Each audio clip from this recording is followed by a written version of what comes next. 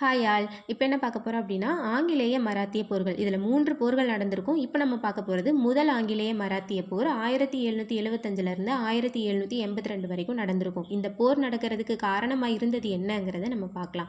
மராத்தியர்களில் முக்கியமான பதவியாக இருந்த பேஷ்வா பதவியில் 1772ல் முதலாம் மாதவராவ் அப்படிங்கிறவங்க இருக்கிறாங்க. அவங்க இறந்ததுக்கு அப்புறமா அவங்களோட சகோதரர் நாராயணராவ் அப்படிங்கிறவர் பேஷ்வா ஆகிறாரு. ஏன்னா மாதவராவுக்கு குழந்தைங்க கிடையாது. ரகுநாதராவ் அப்படிங்கிறவருக்கு இந்த நாராயண ராவ் பேஷ்வானது பிடிக்கலை. ஸோ அவரை கொலை பண்ணிட்டு இவர் பேஷ்வா ஆகுறாரு. இப்போ மூத்த அமைச்சராக இருக்கிற நானா பட்னாவிஸ் வந்துட்டு நாராயண ராவோட பிறந்த குழந்தை ஒன்று இருக்குது, அதுதான் பேஷ்வாவாக ஆகணும் அப்படின்னு சொல்லிட்டு அவர் சொல்கிறாரு. அந்த குழந்தை பேர் வந்து இரண்டாம் மாதவராவ். என்ன ஆகுது அப்படின்னா ரகுநாத ராவுக்கு இப்போ கோபம் வந்துட்டு அவர் போய் ஆங்கிலேயர்கள்ட்ட ஆதரவு கேட்குறாரு. நீங்கள் என்னைய பேஷ்வா ஆக்குனீங்கன்னா நான் வந்து உங்களுக்கு என்ன தேவையோ அதை செய்கிறேன் அப்படின்னு சொல்லிட்டு அவர் ஆங்கிலேயர்களோட போய் உடன்படிக்கை போடுறாரு. அந்த உடன்படிக்கை பேர் சூரத் உடன்படிக்கை.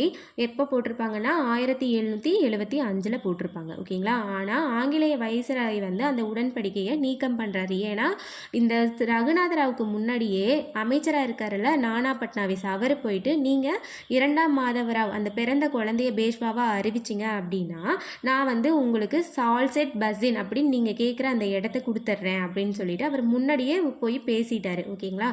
அதனால் இந்த சூரத் உடன்படிக்கை நீக்கம் பண்ணப்பட்டுட்டு 1776 புரந்தர் அப்படிங்கிற இடத்துல புரந்தர் உடன்படிக்கை போடப்படுது. யாருக்கும் இடையிலனா ஆங்கிலேயர்களுக்கும் நானா பட்னாவிஸ்க்கும் இடையில. ஓகேங்களா. சூரத் உடன்படிக்கை வந்து ஆங்கிலேயர்களுக்கும் ரகுநாதராவுக்கும் இடையில போடப்பட்டிருக்கும். அதை நீக்கம் பண்ணிட்டாங்க. புரந்தர் உடன்படிக்கை தான் இப்போ ஒப்பந்தம் ஆயிருச்சு. ஆனதுக்கு அப்புறமா இந்த இரண்டாம் மாதவராவை பேஷ்வாவா அறிவிச்சிட்டாங்க.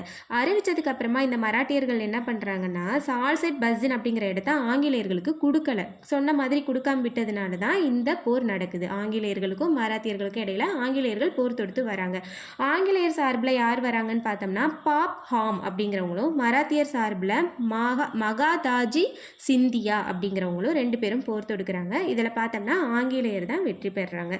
இந்த வெற்றியின் காரணமாக 1782 சால்பை உடன்படிக்கை போடப்படுது. ஓகேங்களா. அந்த உடன்படிக்கையின் மூலமாக சால்செட் பஸ்ஸின் அப்படிங்கிற இடம் மராத்தியர்கள் ஆங்கிலேயர்கள்ட்ட கொடுத்துட்றாங்க.